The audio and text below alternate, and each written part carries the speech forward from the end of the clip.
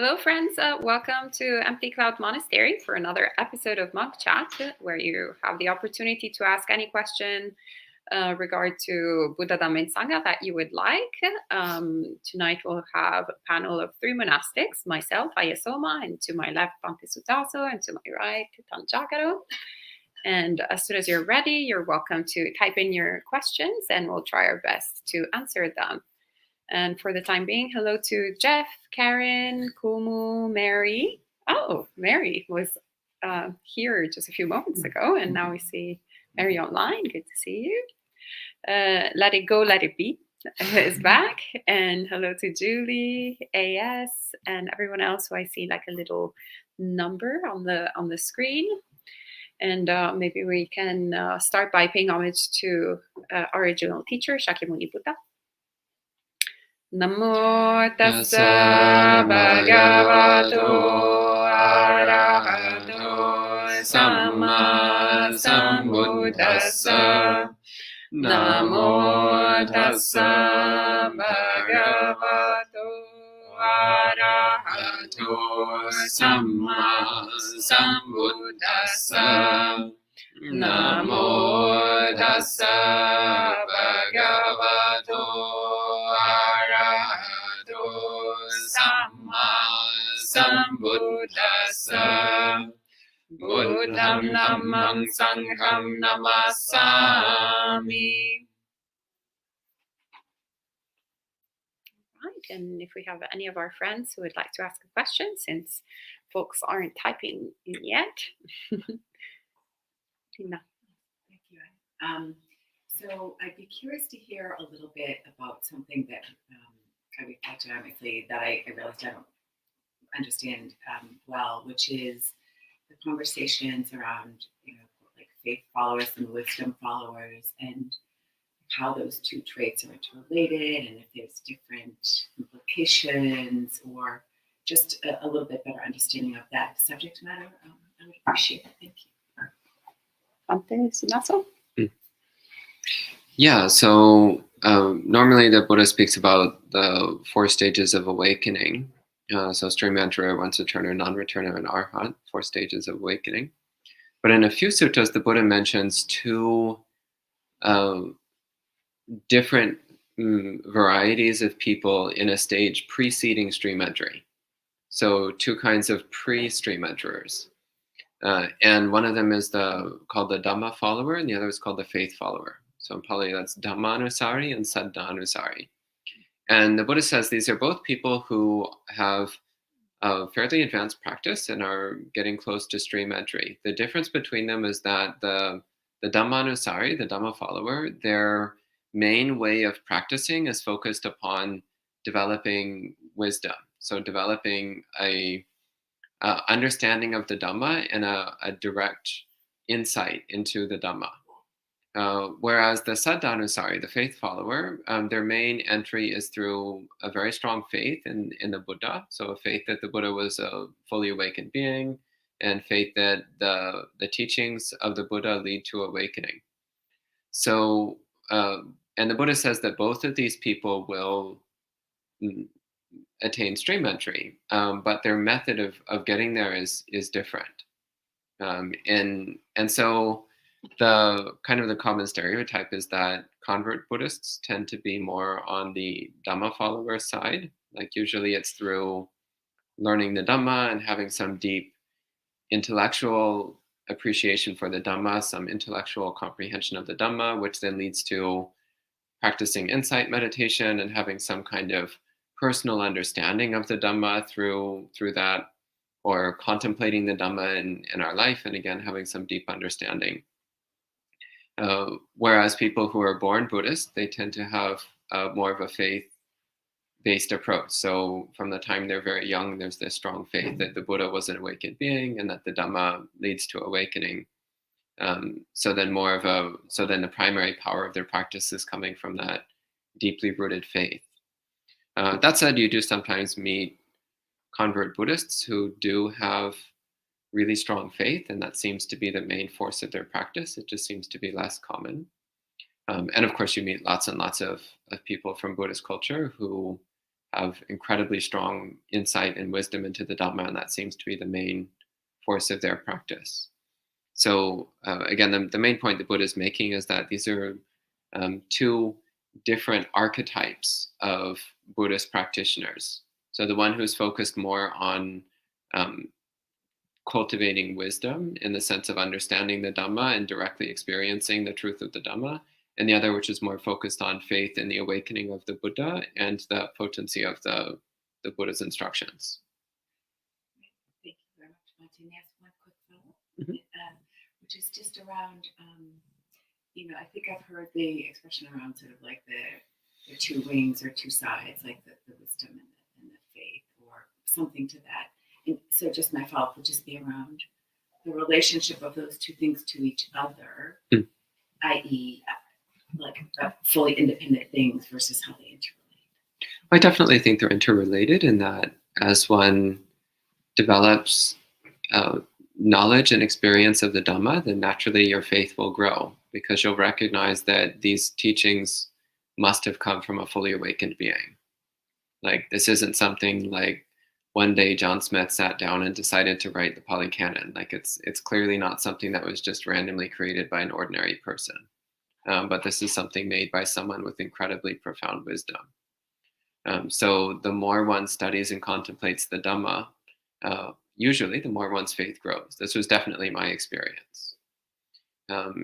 And also someone who has, if you have genuine faith in the Buddha and genuine faith in, therefore, in the Buddha's teachings, then naturally you will want to learn what the Buddha taught and practice it. In fact, it's always strange to me if somebody says that they're Buddhist, but they're not actually studying and practicing Dhamma. It's like, well, then what does it mean to you? What does it mean to have faith in the Buddha if you're not taking his teaching seriously? So if one has strong faith, then that will lead to one investigating the Buddha's teachings and developing a wisdom, insightful wisdom of them. So in this way, I see like either trait will naturally lead to developing the other trait. Which is why both of these, so both the Dhammanusari and Saddhanusari, they both converge to the same attainment, which is stream entry. Those are my thoughts. Do you have anything on this matter? Okay. The only thing that comes to mind is actually how we approach faith. So what has been very helpful in my practice is to think of it not as something that is either present or not present, but rather as something that we want to accomplish. Like basically more kind of going like, what are the conditions that create faith in the mind? Remembering that the Buddha essentially says it's a superpower, it's one of the big powers that propels us towards awakening. So it's something that needs to be developed. And then with this reflection, what is it that actually hinders it? So, for example, talking about bringing to the mind different things that create doubt in the mind, for example, shaken faith, or starve sort of the faith. So the hindrance of doubt essentially creates lots of problems, an unfertile ground for faith where to land. And it's very interesting because we can see our minds, the more we, for example, talk about particular topics that perhaps make us a little bit uncomfortable about practice. And the more we're like, am I really actually doing the right thing? Maybe I should actually be doing something else. Maybe I should be contemplating another type of lifestyle. If we're monastic, maybe we might start entertaining thoughts of disrobing, or if we're lay people, we might start thinking, I don't know about this, precept of not eating after noon or spending my time at a monastery like you're currently doing. You're like, maybe how about I go with my friends and do something else, right? So the mind starts feeding off the doubt, and essentially we never create conditions for faith to grow. And I feel that they are interconnected, faith and wisdom. Actually approaching faith in that way, I think, is a wise way of growing it, and thinking, actually, it doesn't mean anything that I don't have faith right now in these teachings. I can actually cultivate that faith and make sure that it supports my practice, rather than going like, oh well, Nishanti has a lot of faith. Well, good for her. And poor me, I will never be like Nishanti. Rather go like, maybe also what is Nishanti doing? That is actually really cultivating her faith, and she's having a good time. Look, she's all smiley. They're all like serious. It's another thing that actually you see people who are born Buddhist. When they come to the monastery, they're all like really having a good time. They're all happy, very cheerful. And sometimes actually when we're all like converts, we just get very serious. In breath, out breath, in breath, out breath. Yeah, it's like so stressful. It's mindfulness of stress augmentation. It's just really not really pleasant. Well, everybody's like, oh yes, oh here, Bante, here are you, like, oh, like they're having a good time. So I think we should learn a little bit what the secrets are there. And then yeah. What have I read of the sages? Is that, I believe I read somewhere about the sages who, after so many past lives, have gotten to a point where they're on their path, but they don't typically follow like a ritual-based faith in there. I thought that's kind of looks how it gets. So I need to do more research, because I have read that recently. So I'll come back. I think maybe find the quote, find the reference you're talking about, and then we can talk about it. Because right now that's a little too vague. Sure. Yeah, it's always vague. I just follow this question. Actually, there are quite a few questions popping up, so maybe we can start. So AS says, can you please speak about the process of letting go of unwholesome mind states? Venerable Jagero? So yes, I'm happy. What is this person's name? AS. AS. So AS, I'm glad you're interested in letting go of unwholesome mind states. So this is good. The process is first, recognizing that this is a good idea. So no, it is. A lot of times, I think the Buddhist teachings, sometimes you hear, people that come to Buddhism, and they hear about these teachings, and they hear about the Four Noble Truths, and they hear about various aspects of the Noble Eightfold Path, and it sort of sounds obvious. It's like cultivate those things that bring about happiness and well-being, and don't do the things that bring about distress and disease. And somebody coming to some as a course, that's obvious. But actually, we don't do this.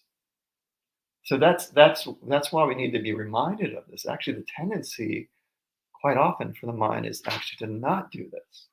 It's actually to do those very things that actually bring about distress and disease, or to get angry, to get upset, to lash out, to commit unwholesome acts of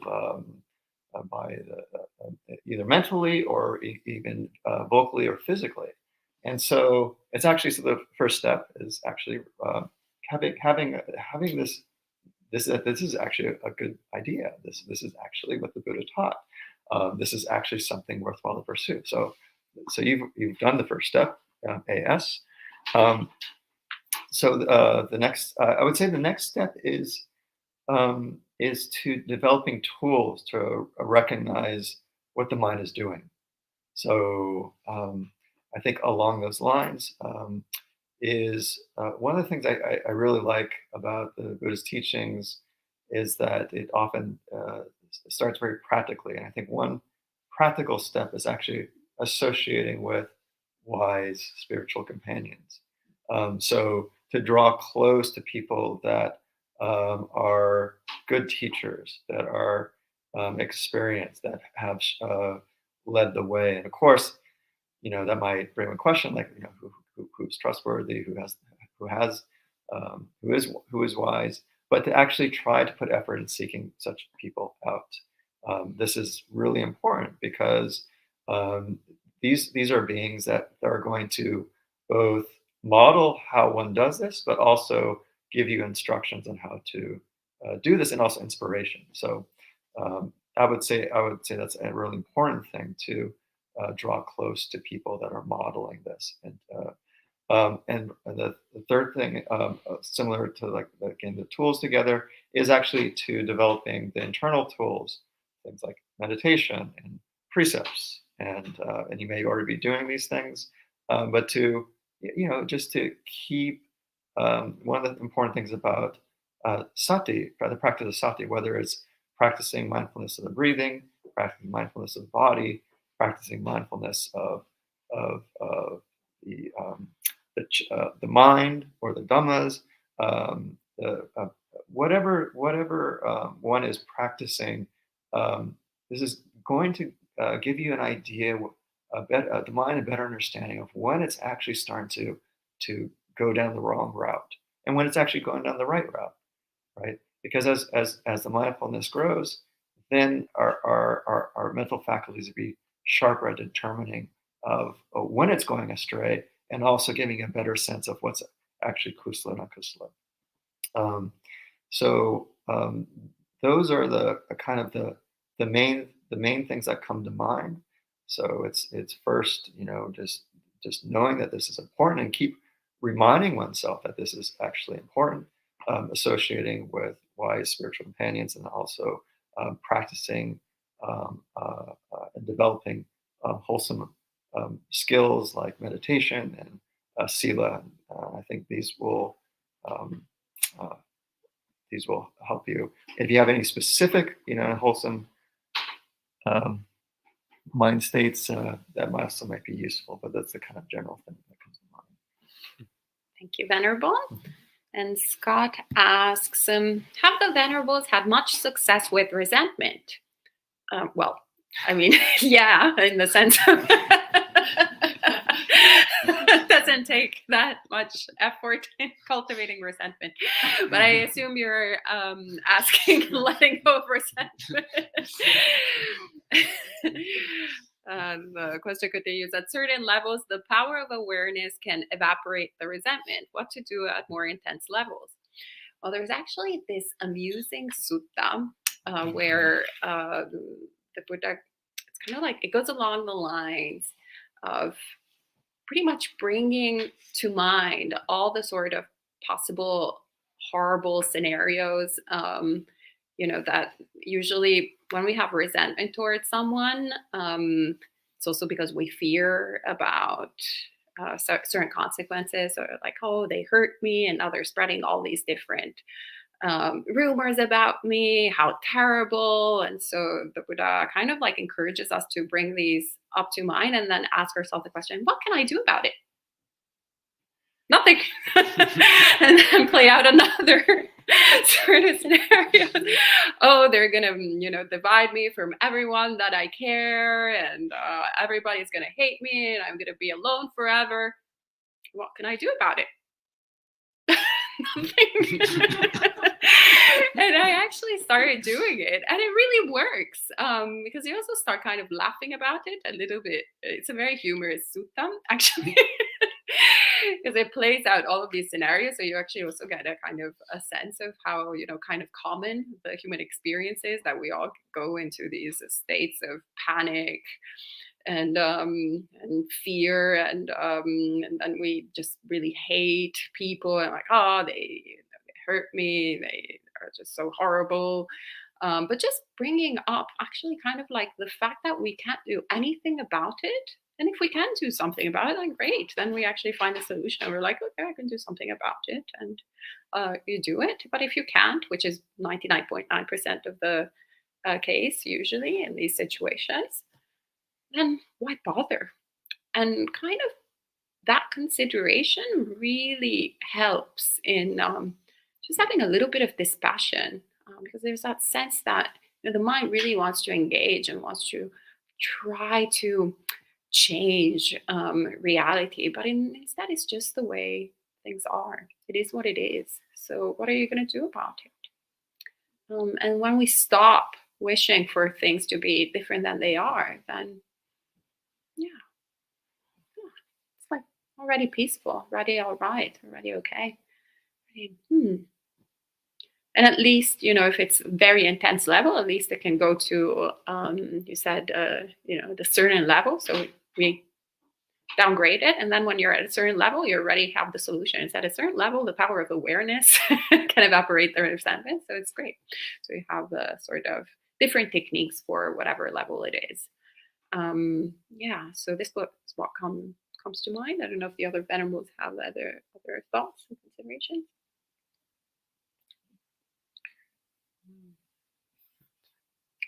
All right. And Karen says, I often marvel at the Buddha's faith that an escape from suffering was possible. Did he ever mention what inspired this confidence?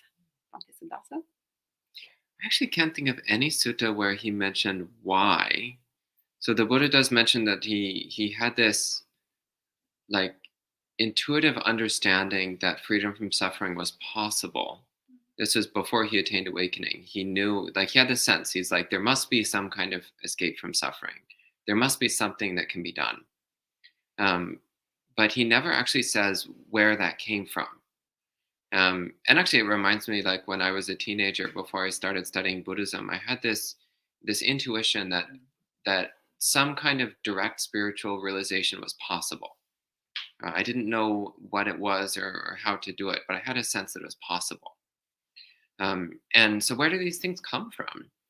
So we just get into speculation at that point.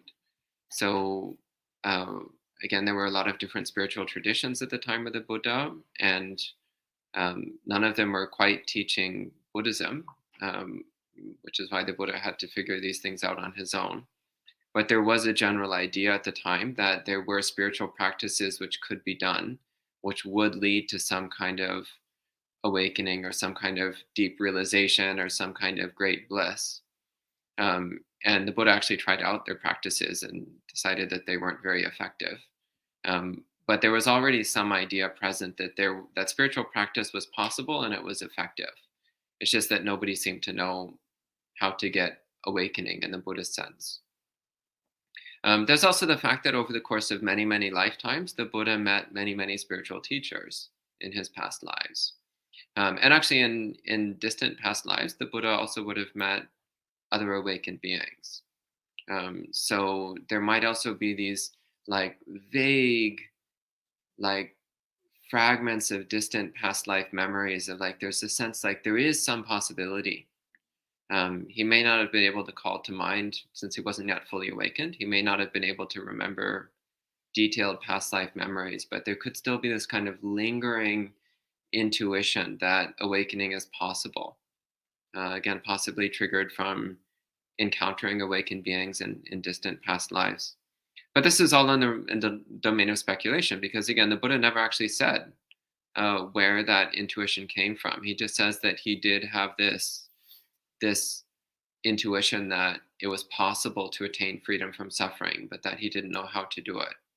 And so he went to various teachers and they didn't seem to know how to do it either. So eventually the Buddha set out to figure it out on his own, which for the good fortune of the rest of us, he did successfully do.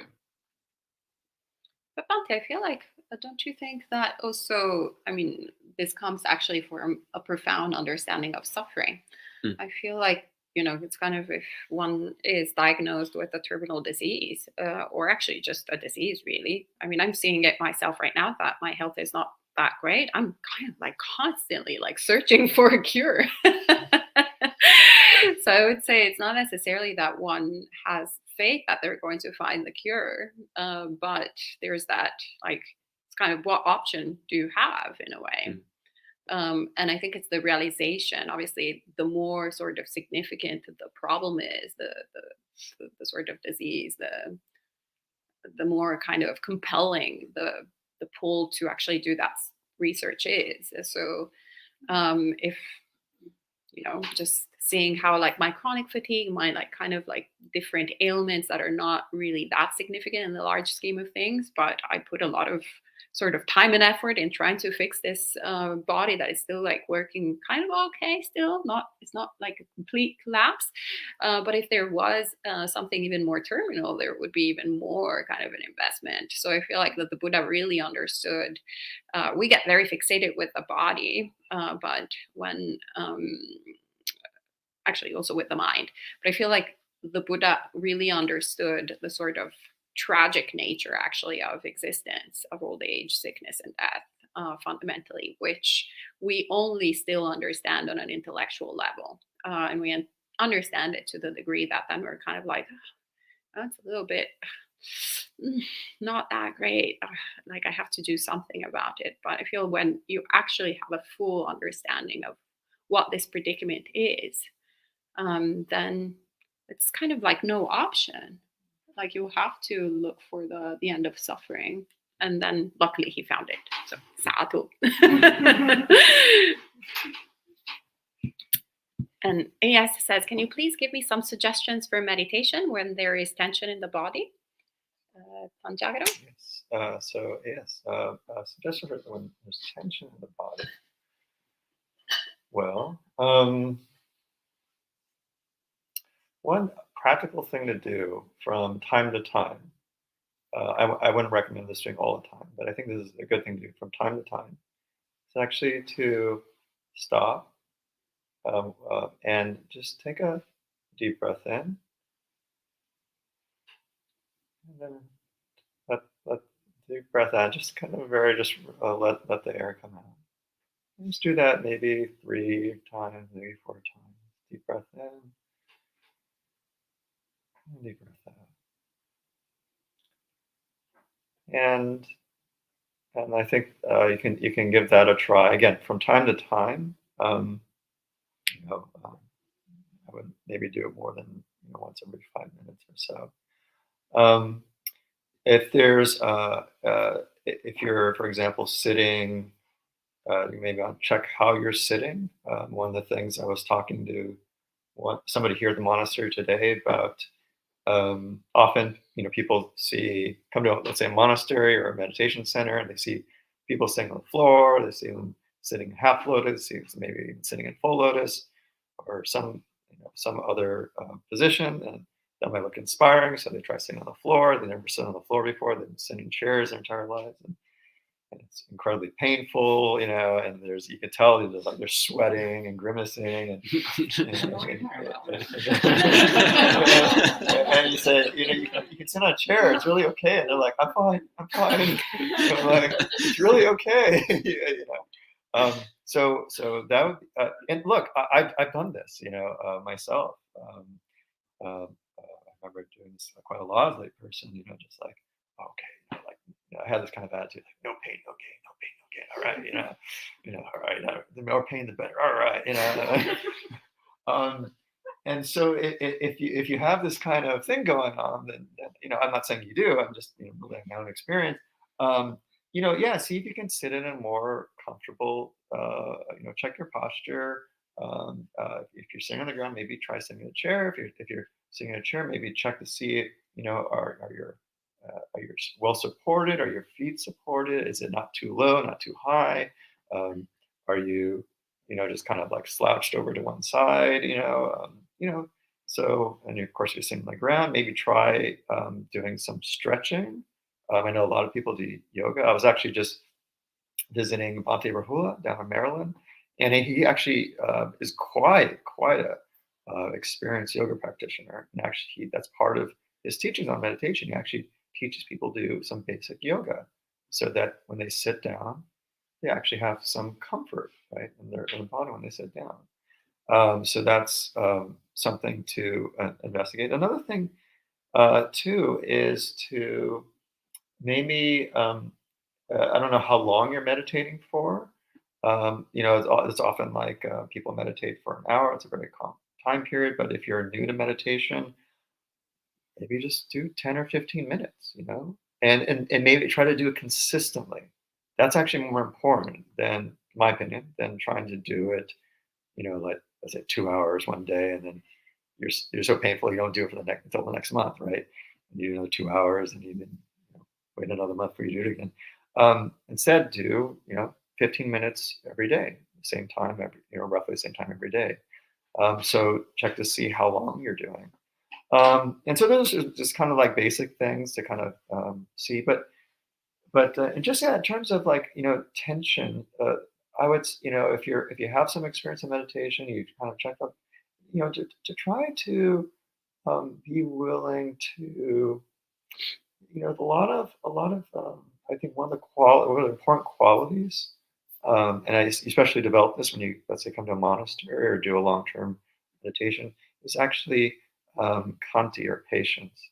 So if the body is feeling tense, it's like, oh, okay, there's tension, okay, and being really open and really interested in being with this experience, and you'll find that, okay, there's this it's you, okay, where is there tension?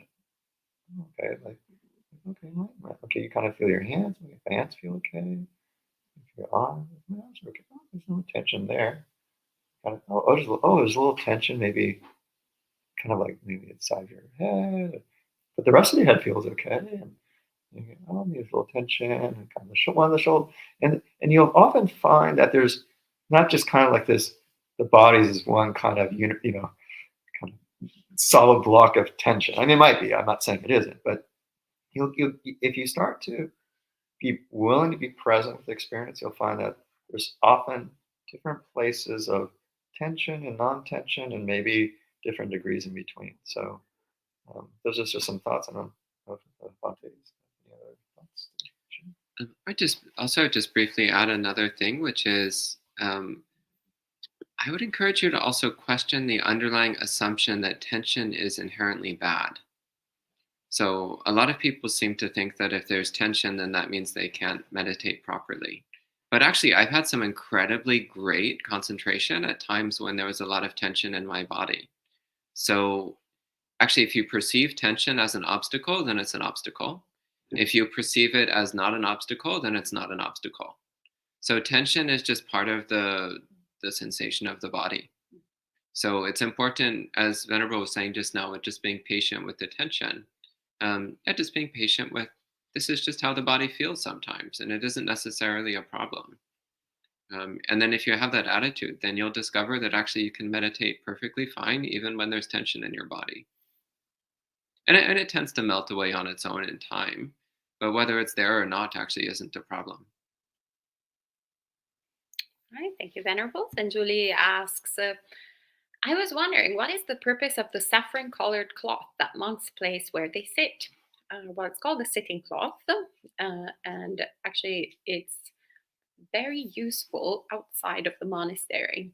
So whenever, basically think of a picnic situation, it's much easier to cleaner and practical to sit on a cloth than it is to sit on the grass. So it's the same purpose. So for monastics who ideally practice a lot in forest setting, then it's very useful.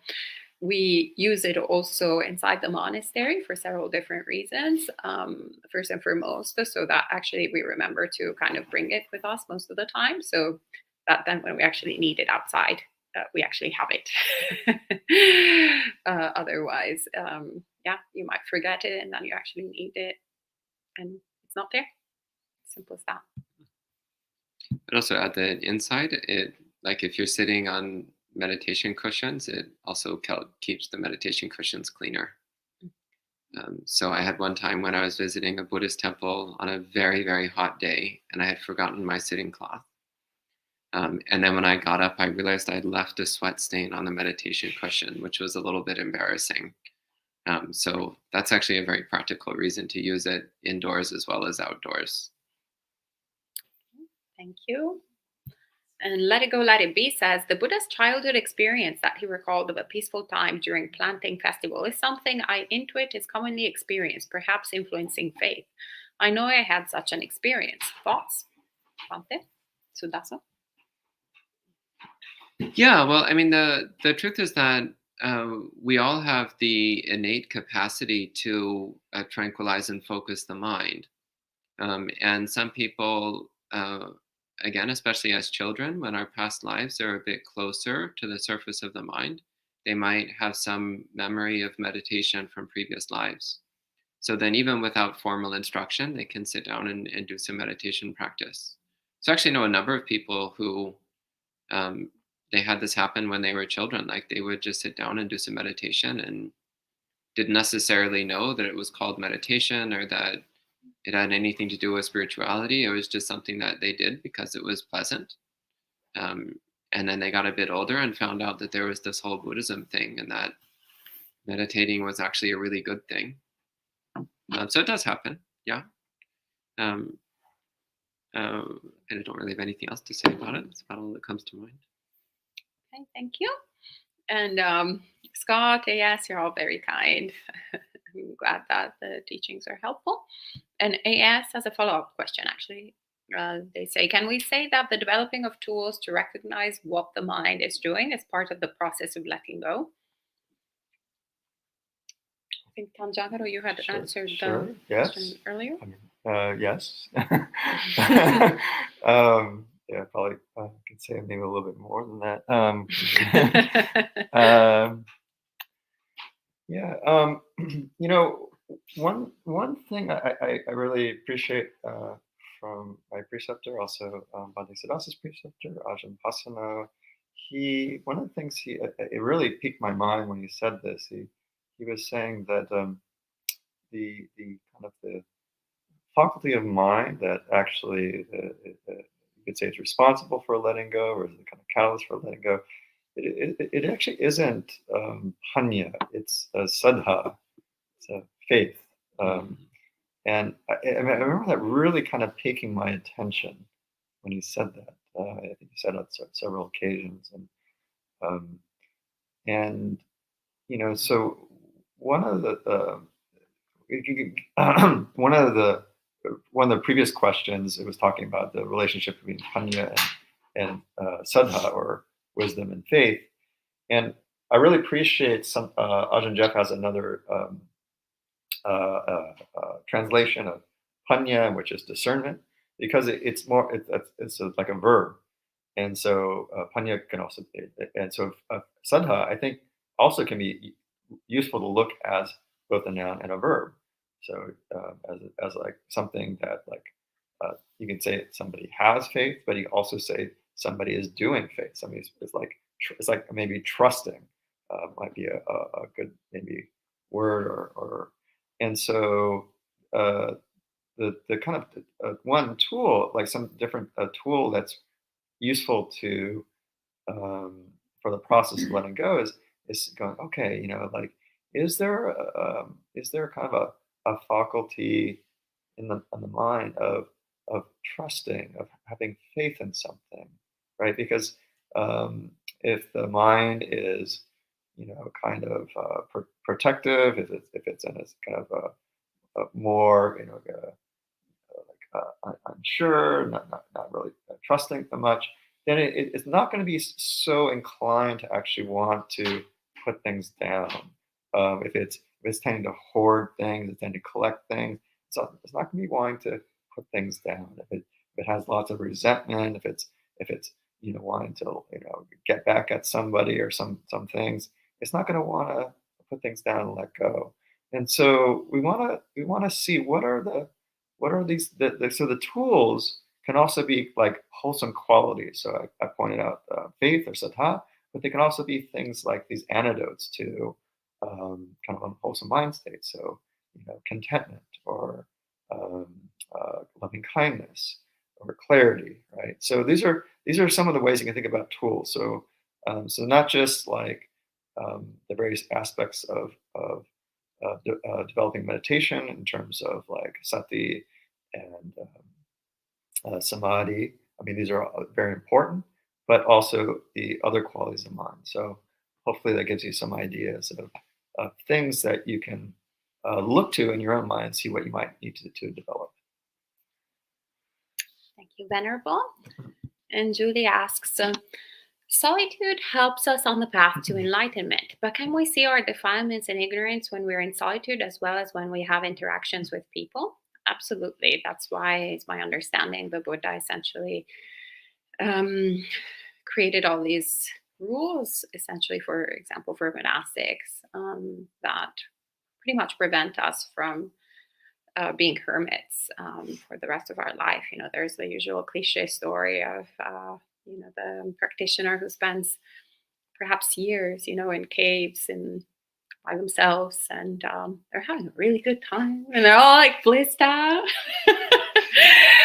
And then they come out from there like fully enlightened. And they interact with one person who says something just a little bit wrong, and pum! All that hatred that had to be dispelled comes back. And to a certain degree, we all kind of had that experience. I feel like, after our retreats, maybe, really like meditation. It's like, oh, that was great. That was a great time, blissful metta meditation. And then all our defilements come back to us. So to a certain degree, I mean, at least from my personal experience, there's essentially a lot of the solitary practice that we do, a lot of the meditation practice that we do is first and foremost actually to familiarize ourselves with the mind, to calm the mind, to deal with the mind when actually there's not something major going on, like a cat trying to destroy the computer, for example. Here's Teddy. And so all of these different distractions that can happen. And so we start noticing, for example, we start learning how essentially greed, hatred, and delusion appear in the mind. What are the conditions that create this result in the mind, and how we fuel it, how we starve it. Essentially, what is it that we are dealing with? We also start discovering unpleasant sides, of our mind. The typical example is actually during meditation retreats, if someone breathes a little bit too loudly, right? Especially if someone is a yoga practitioner and starts then practicing Buddhism, usually they're taught this whole pranayama, which is like, and all the Buddhist practitioners are like, so it's kind of interesting, right? We just like start noticing that we are so triggered. We entered with this mind of like, oh, peace and love. May everyone be happy. May you just die right now because you breathe too loudly. And we're like, whoa, did my mind just generate that? Me? Such a holy, like, loving, beautiful Buddhist practitioner, right? It's just like there's a dissonance.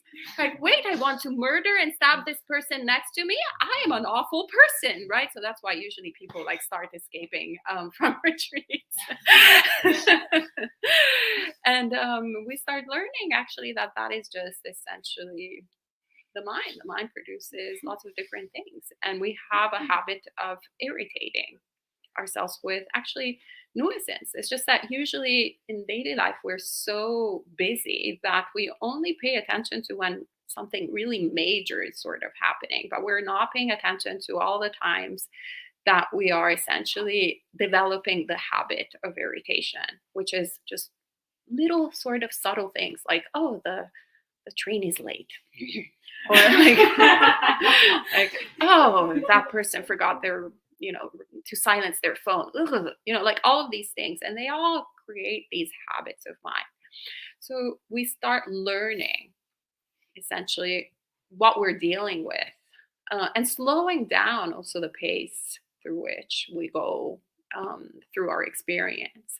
And then this means that at a certain point, our human interactions are less fast. Usually we tend to think that perhaps we have, maybe we have an interaction with someone, we get really angry, and then we shout and we say things that we didn't mean to, perhaps. And then afterwards, like, whoa, what did I do? What did just happen? Lots of regret, right? And it's like, oh, sorry, I was not in me. How do you say it in English? I was not myself, or something like that, right? So as we keep practicing, this process starts slowing down and slowing down.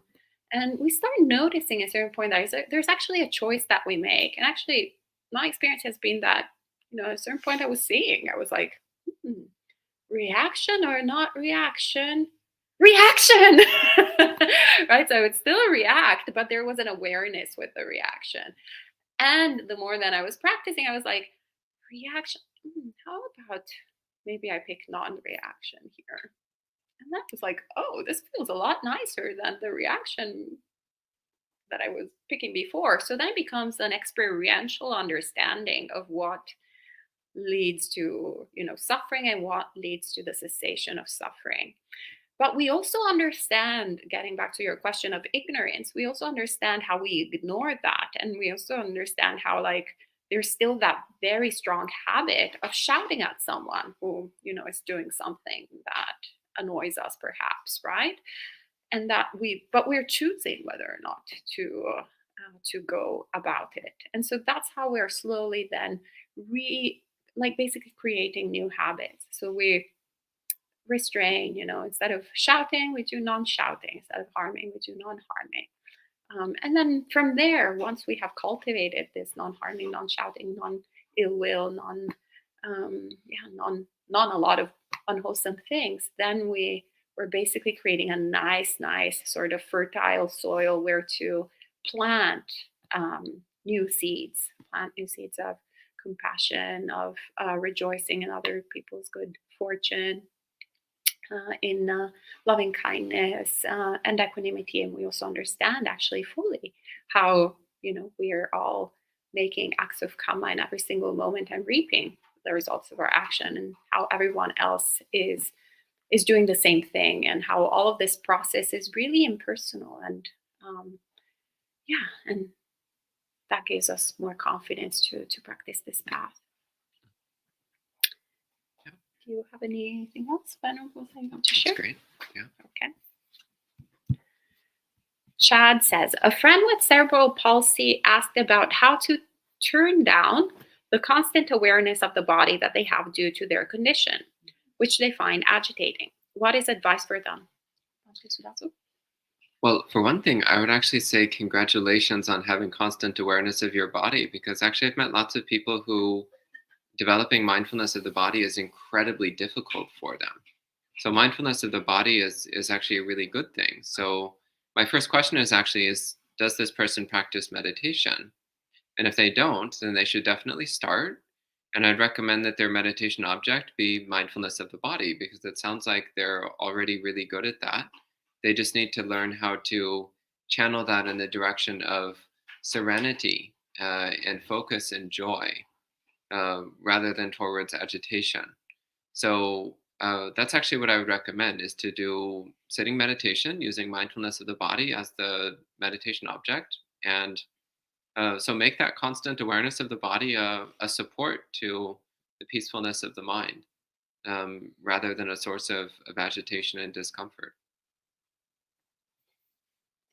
Then Mary asks, is it right if I ask what Venerable Mexico would like as a gift for his ordination? If I'm not allowed to ask, sorry, but we'll think of something on my own. So I would suggest not asking Venerable Mexico, because he will just reply, I don't need anything, thank you. But you're welcome to ask any other member of the Sangha for suggestions. I recommend particular Tanjagaro and perhaps those Kangwade. And Jeff says, dear Venerables, how does the concept of Asmimana fit into the practice? Would any one of you? What is that? Great for you. What's Asmimana? Asmimana is the concept of self-existence. So asmi means I exist, and mana means concept or conceit. So asmimana is the concept of self-existence. It's one of the 5 higher fetters. Mm-hmm. Okay. Yeah. So, dear Venerables, how does the concept of asmimana fit into the practice of self-existence? So, one of the core teachings of the Buddha is anatta, So this is often translated as not self, but it's also worth um, keeping in mind that this is also a teaching that um, was used um, how do I say this? It was I want to say it's a higher teaching because it is and it isn't. Um, it's a teaching that was given during his second teaching to the group of his former ascetic companions who, after the Dhammacakkappavattana Sutta, he taught the Anatthalakkhana Sutta and brought them to a full awakening. And basically, the teaching goes through the five kind of aspects of experience that we have, that were called the five khandhas. And he systematically went through each one and really pointed out that all these aspects of experience, you cannot find any sort of substantial me, something that you can really say that's me, that's mine, that's myself, in any of the aspects of our experience. And so, so the thing that comes to mind is actually to read that sutta, the Anatthalakkhana Sutta. That's one of the things that comes to mind. But also in terms of like basic practice. So one of the things that's I find quite useful to do, and is getting a sense of when there is dukkha, right? Like if if your dukkha is more kind of tangible, right? Like it's that sense of something not quite at ease, or something that's um, uh, not to one's wishes, something that's quite unpleasant, something that causes a lot of distress, or just something that's just mildly annoying, and getting a sense of, okay, well, what is there a what sense of that being is there, like is that mine? Is there a sense of like meanness associated with this? And often what you'll find is that when there's dukkha, there's often this sense of me or mine around that experience. It's for some reason they seem to come in pairs, right? It's like it's, um, and it's actually useful to start to get a sense for, get a sense for dukkha, but also get a sense of, is there also a sense of me or mine or myself associated with that experience? And so that's something that that one can do on a very practical level. So that's something that comes to mind. So those, I wish the person were here. I can maybe ask them if maybe if they had a follow up, but I don't know if other Bhantes had anything else they wanted to share about that. Yeah, I mean, I would just briefly add that again, what you just described, I think, is a good starting point for contemplating anatta sanya, the impersonal aspect of our experience.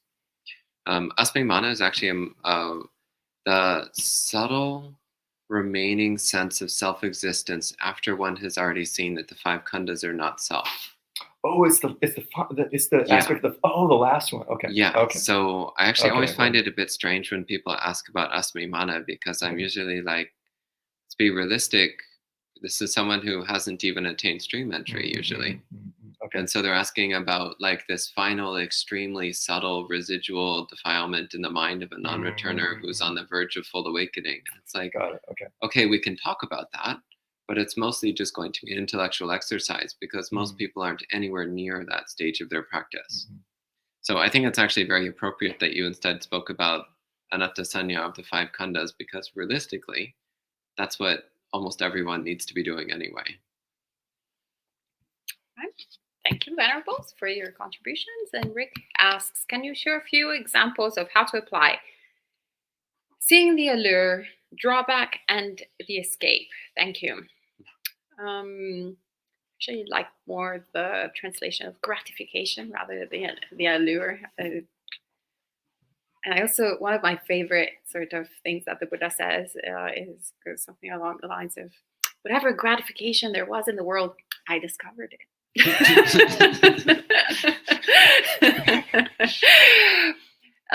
And to point out, because we tend to talk so much about, the drawbacks of samsara.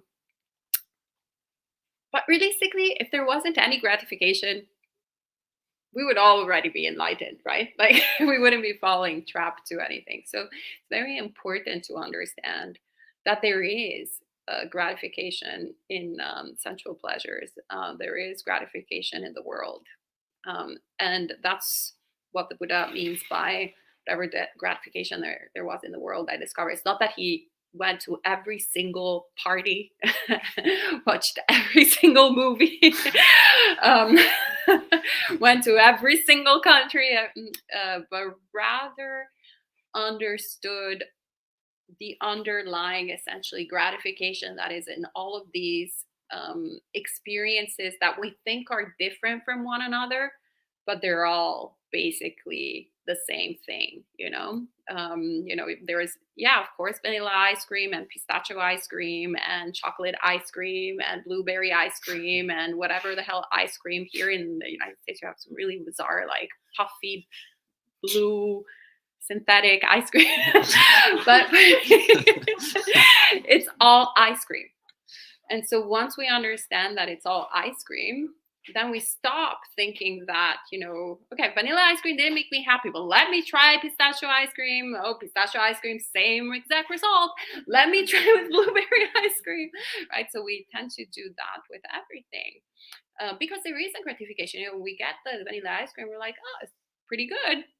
That's great. And then there's a drawback. It's not reliable, right? We're back to square one. So that's the danger of it. Even the best, the most delicious ice cream, well, the best case scenario, it will be over,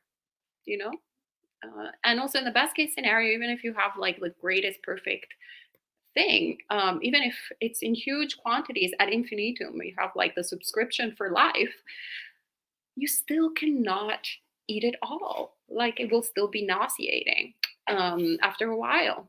Right. So, and I think we've all had that experience of like, yes, now a pint of ice cream to overcome dukkha, and then like, even more dukkha. So that's the drawback, but there was also the gratification. So we need to understand both of these sort of components of our experience and understand the escape. Both the escape, which we naturally, intuitively go to, which is, well, the ice cream wasn't satisfying, so let me watch TV then to escape my dukkha. And then the TV is not satisfying, so let me go to my partner, and then the partner is not satisfying, so let me change also partner. And also this partner was not satisfying, so let me change this other partner. And you get the gist, right? So we just endlessly basically we think that we're looking for a different solution, but we're essentially going back to finding the same solution. And the Buddha instead gives us a different escape, which is essentially reflecting on our own experience and going, well, the cause of this suffering is desire. The cause of suffering is either wanting or not wanting for something to pretty much be there.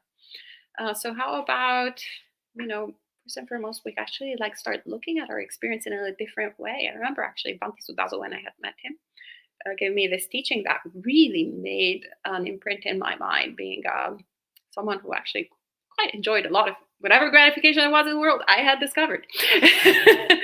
And so I remember him saying, yeah, if you really want this cup, you take this cup and there's happiness that arises. So then the mind goes, yes, of course, the cup made me happy. But the reality is that as soon as we want something, we want the cup and we get the cup, we don't want the cup anymore because we actually have it already. So in that moment, desire is not present, and that is where happiness arises.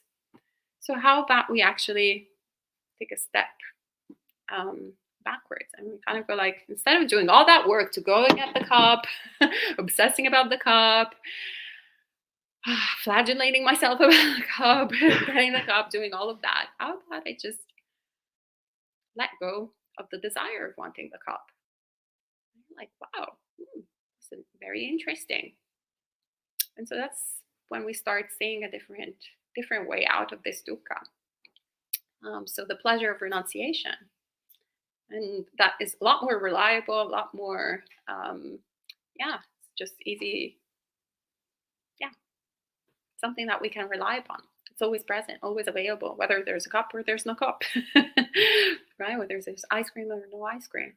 And so we start creating those conditions for contentment to arise in the mind by simply letting go of that. And this is essentially what the Buddha is inviting us to do. But all of these steps are equally important, because if we think that there is no gratification in ice cream or the cup or anything, then, at a certain point, we're going to find something that we hadn't really found.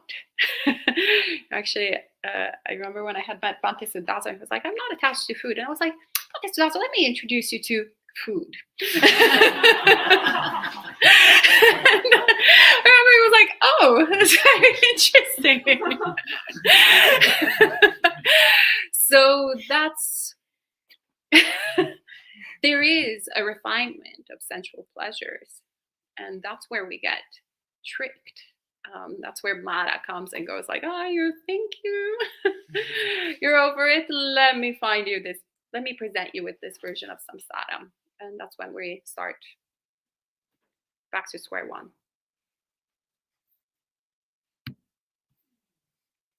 And Kumu says, one of the 16 imperfections that defiles the mind in the Vatupama Sutta, can you explain what Dhamma, Pali term, is by giving an example for the practice, translated as stubbornness or obstinacy? Yeah, so this is a sutta which is all about the upakalesas, the defilements of the mind.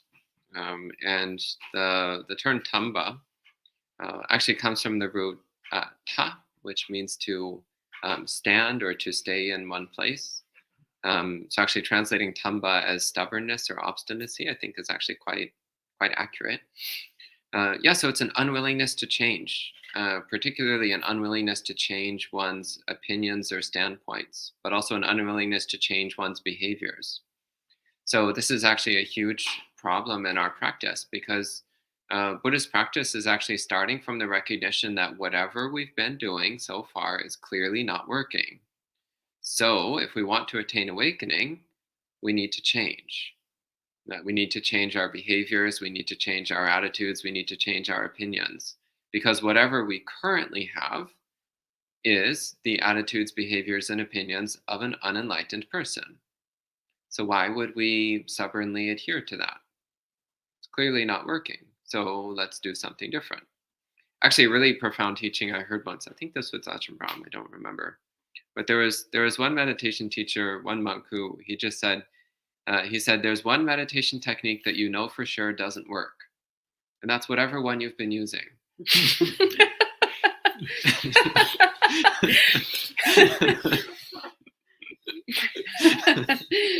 Buddhist humor. Yeah. And he said, because if it was working, it would be enlightened by now. Anyway, I mean, he's clearly this teacher was overstating their point a little bit, but the point is actually quite a potent one.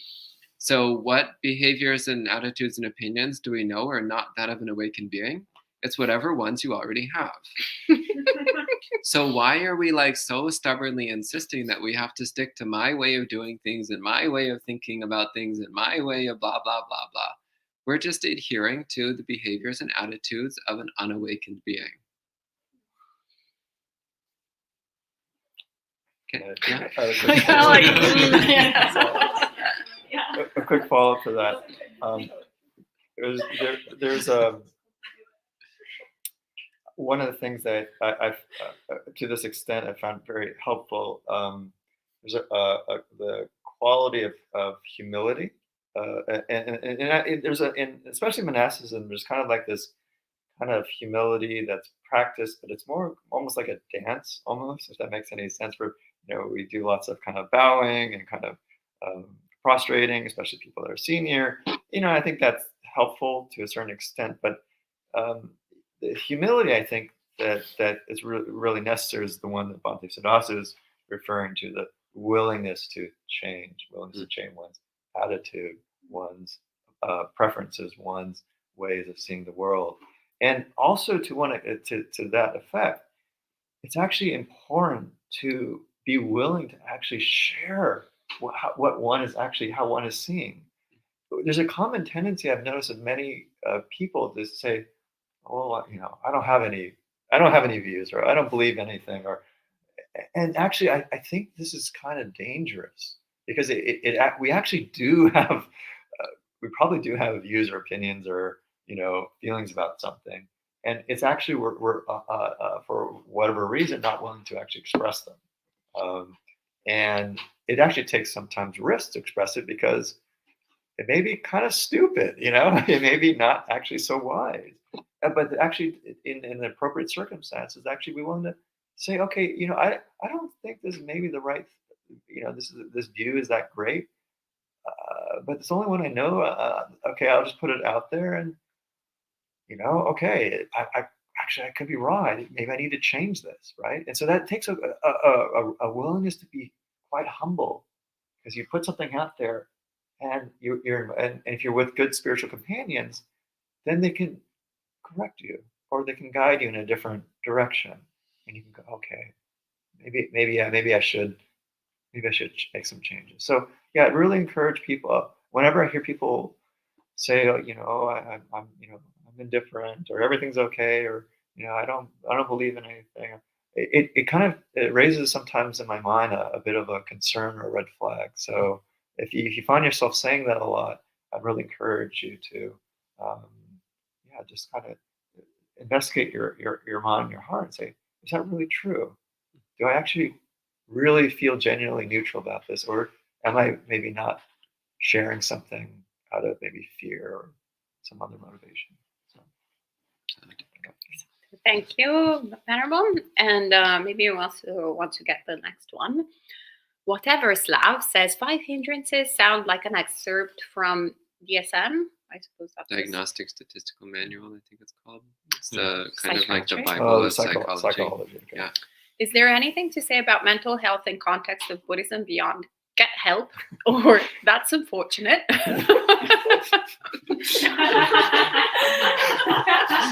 Great question. For Bante. Okay. Can you read the question again one more time? So, I have my Is hard there time seeing anything to say about mental health in the context of Buddhism beyond get help, and that's unfortunate?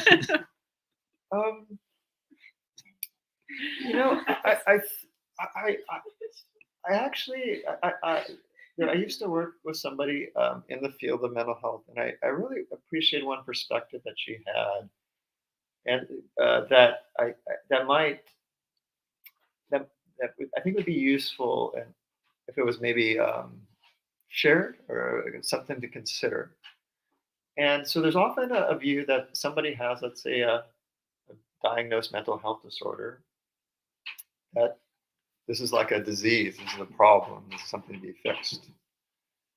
And actually to recognize in some cultures, some societies, that same, person actually might be revered for having a gift or a skill that's special. An example, this might be somebody, let's say, that hears voices, right? And in our culture, that's considered, oh, you're not supposed to hear voices. That must be something wrong with you. But in other cultures, actually, people that hear voices actually can be considered, like, say, people that are in touch with, let's say, the spiritual world, right? And so they're actually often revered. And so I think that's really helpful to use as a way of kind of taking, like, trying to, be flexible with how one's seeing the situation. If one is like, this is a problem, we need to do something, we need to fix it. There's a practicality to that, right? But also to be flexible in how one is seeing the situation, and seeing the person not as some sort of, especially if one is starting to kind of developing attitudes of pity. But is there a way of looking at this person of somebody to admire and respect, right? So that's just something that comes to mind. Maybe it's not so Buddhist, but just and maybe that flexibility of being willing to see things from different perspectives. So. Thank you, Venerable. Whatever Slav also says, I'm stuck on rebirth and judging that it's used so often as an example of wrong view. It's important. Can you state plainly what it is and why it is important? Well, plainly what it is. It's the opposite of you only live once.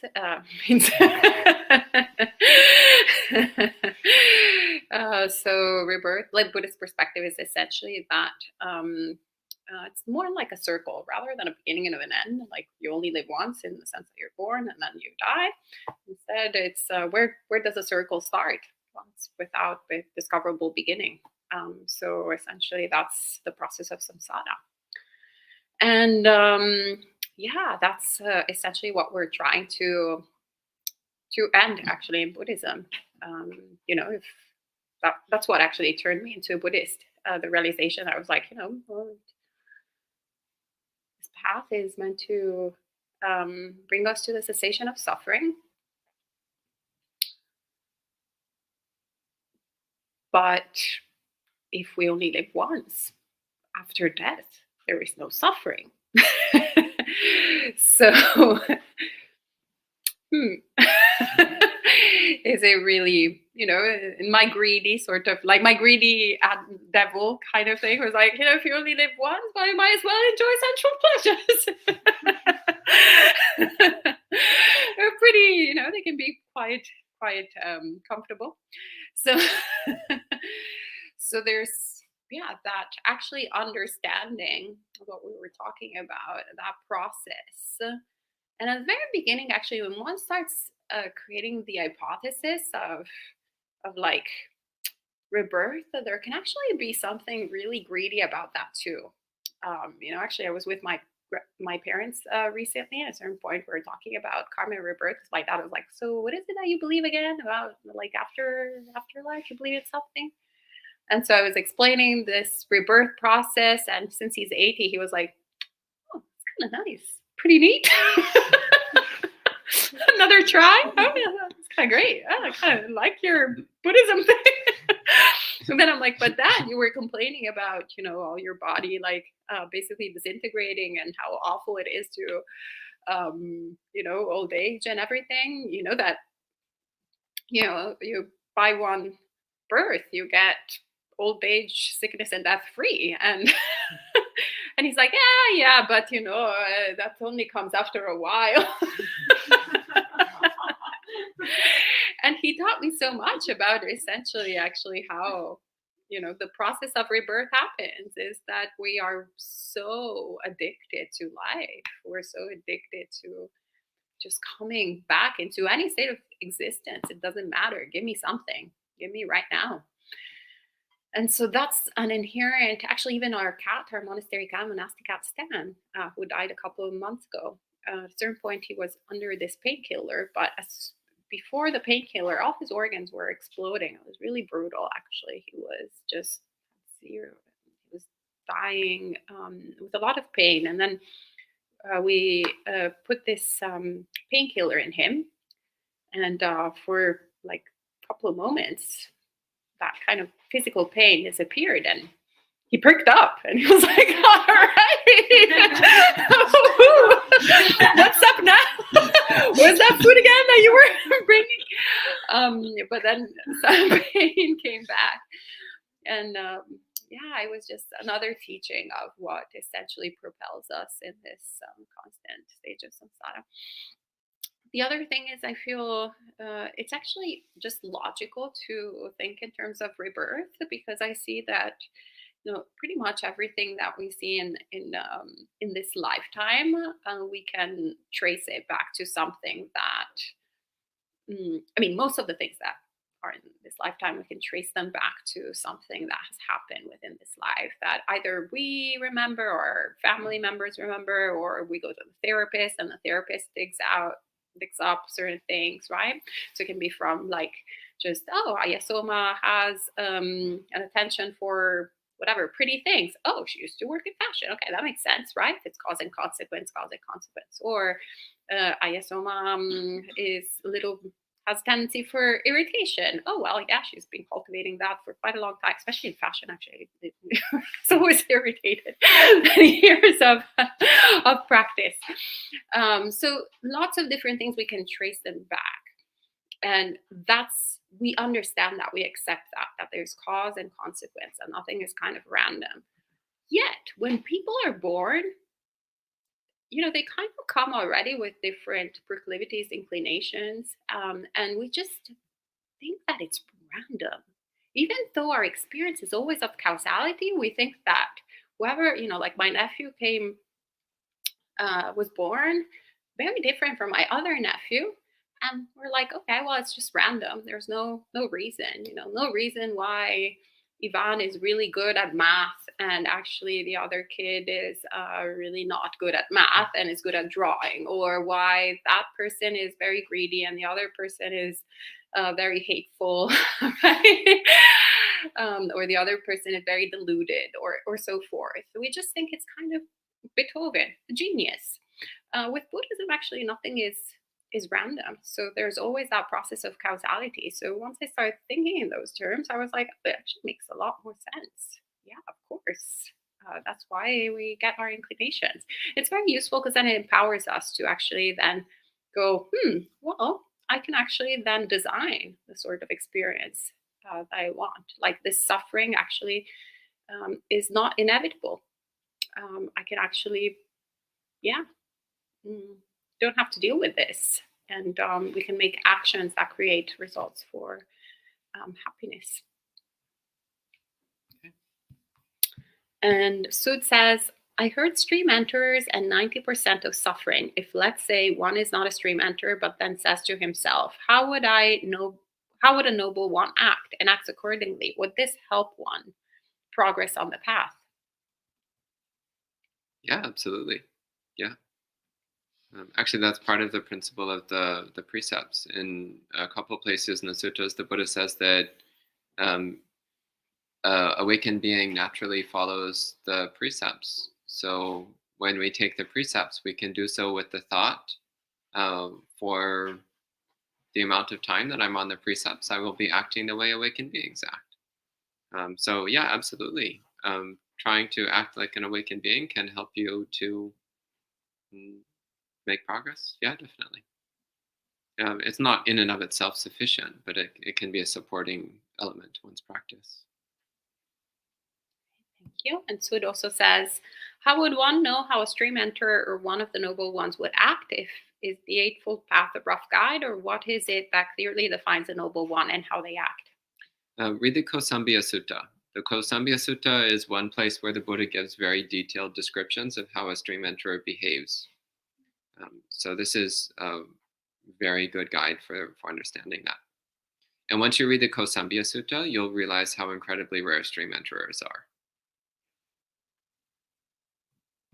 And Let It Go, Let It Be asks, is it true that Mara can't get to the stream enterer? I don't know. Well, it depends what you mean by Mara getting to them. So Mara can talk to them. And a stream enterer still has greed and aversion. What a stream enterer doesn't have is identification with the five khandhas.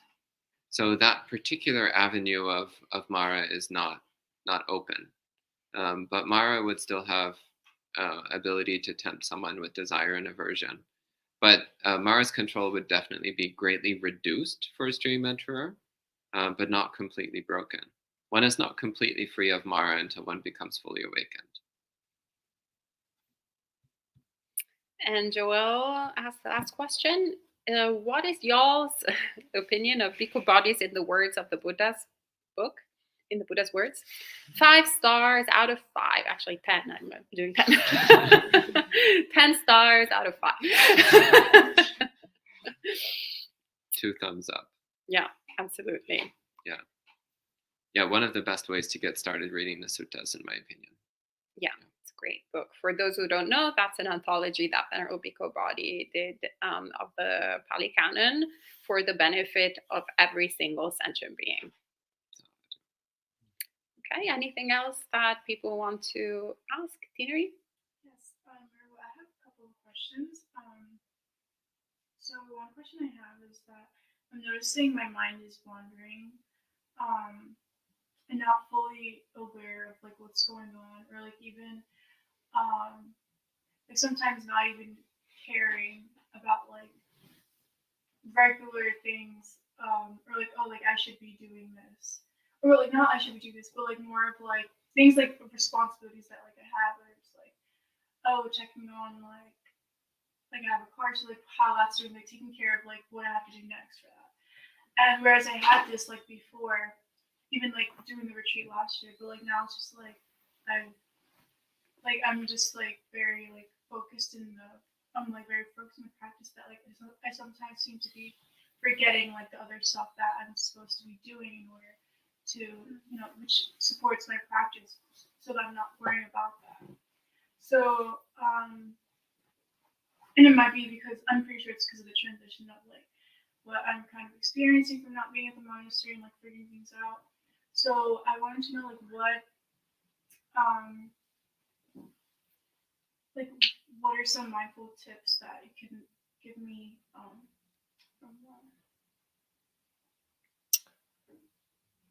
Okay. Do you think I need to repeat the question? Or you think I can? No, it's fine. No, So I think I think one thing that comes to mind is just maybe a quick question before I answer. Is this outside the monastery that you're experiencing this, or because I'm a little confused that these are responsibilities kind of outside the monastery? Well, the past few months it has been both, like whether I was here or at home. Oh, okay. But before that, like I was even like when I was at home, like at college or at home or even at the monastery, like when I did my residency last year, like I still took care of like things I need to take care of. Oh, okay. But like now I'm sensing that like sometimes I lack caring about like, oh, like I have to do that, but like I just Okay. That makes sense now. Sometimes the kind of the energy that we use to be a quote unquote productive citizen of our current culture actually may be quite filled with stress and disease and anxiety. And so if the mind is starting to see these things more clearly and less interested in putting energy into it because it recognizes that it's suffering, then those things, those aspects are not there. So they don't. So whatever we may have been using to, let's say, tend to the various responsibilities are no longer there. So that I'm just wondering if that may be a possibility for what's going on. So now, yeah, you do have still have responsibilities. So now you need to put forth effort, maybe, into develop like kind of a new set of qualities that can meet that responsibility. So I'm just hypothesizing if let's say if it was anxiety or maybe fear that was kind of driving a sense of responsibility to these things, and now one is like, oh, okay, you're now putting so much energy and anxiety and fear. Now, okay, well, maybe let's say, how can I put what are some wholesome qualities I can put into meeting these responsibilities? So maybe it could be like, um, you know, uh, um, maybe a sense of care for oneself to make life simpler, or maybe if these responsibilities might be affecting others, right? So maybe compassion for others. So that's maybe one way of, of doing it. So trying to think about what are some wholesome energies that might meet these responsibilities that you need to do. Um, does that drive a little bit with what you're Yeah. looking for? Yeah. Okay. I have another question. Mhm.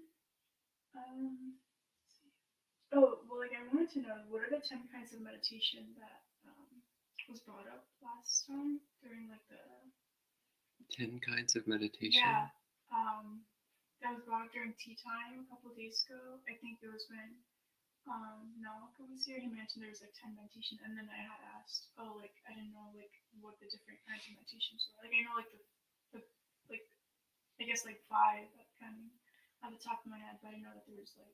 I mean, there's a lot more than 10. So if Nalaka said the number 10, I don't know what exactly he was referring to. I mean, I could just start rattling off a list of meditation methods and objects, but I'm not sure that's what you're asking. So, Linda? I think it might have been when you said people should have a toolkit of 5 to 6 or 10 to 12 techniques versus like 10. That's my guess. Yeah. oh, okay. In that case, ask me tomorrow, Okay. and we can talk about different meditation techniques that you might try out. I know some. One is the metta meditation. The one Buddhanusati, Dhammanusati, Sanghanusati, Devanusati, and the other one I don't remember. That's those kind of meditation, I think. Great. Marananusati. Yeah. Like a death Great. meditation. Yeah, those are Like all good. those, I think so. She asked me. Yeah, See, very good. Those are all good. Yeah, I know. Thank you. Ajani Shanti. Sadhu. Yeah, you should do all of those. The last questions you said, what's the questions? You said the word? Asmiman? No, not Asmiman. Yeah, that's questions. You said the word is, what is that correct word? I don't remember now. I don't know. Yeah. I don't know what you're talking about. I won't answer. What was it, a meditation? No, the last question. Somebody asked the last Oh, question. about self-fear? That was Asmimanam, yes? Yeah, Or Sima, that is Asmimana. Bhante Sudasa answered the question. That's the word. Sansati. Sadhanusari? No. I don't know. If you remember, you can ask. Yeah. well, we will have more opportunities tomorrow as well, 5 Yeah. p.m. We'll be quiet the whole day, but 5 p.m. we can do it. And last question, Water Verislav says, I understand rebirth in the context of anatta, simply continuation of cause and consequence, but even Ayasoma spoke of it as it was reincarnation. So what is it that continues if there's no soul? This is the frequently asked question. If there is no self, then what gets reborn? There's actually like a video on our YouTube channel, actually a talk that Bhante Sudaso gave that is precisely on that. But briefly, I would actually invite you to ask the question, so precisely as you phrased it, you understand rebirth in the context of anatta, simply continuation of cause and consequence. So within your life right now, the moment that theoretically you were born up until now, that you're theoretically alive, so you understand that it's a process of cause and consequence. So what is it that is reborn in every moment? So do you actually really believe that is anatta? If you understand anatta within this life, then you understand anatta in previous lives and future lives. It's all like essentially the same process. It's very arbitrary, this birth and death, that we decide these moments. I mean, do we even remember the moment of birth? I mean, that's like an act of faith right there. I mean, just because we have a birth certificate and our parents told us that we were born that day, but They might be lying. yeah, they might be lying. Who knows? Right? So there's lots of things that we take on faith, but essentially it's the same exact process. When we talk about rebirth, we don't necessarily only talk about rebirth in terms of past life, this life, and future life, like how we commonly think, but in every single moment. Actually, also Western science talks about rebirth in the sense of this body that I had when I was 4 years old is entirely different from this body that I have right now that I'm a little older than 4 years old. Right? So it's completely different. This is not Buddhism, this is Western science. Yet I call it my same body. So what is it? What was we were born? Why? Why do I say that this is my body? And also Western science says that it's my body. Why? Why do we think what was reborn if it's just a process of causing consequences? Right? So it's that sense of attachment, that sense of identification that we think this is mine.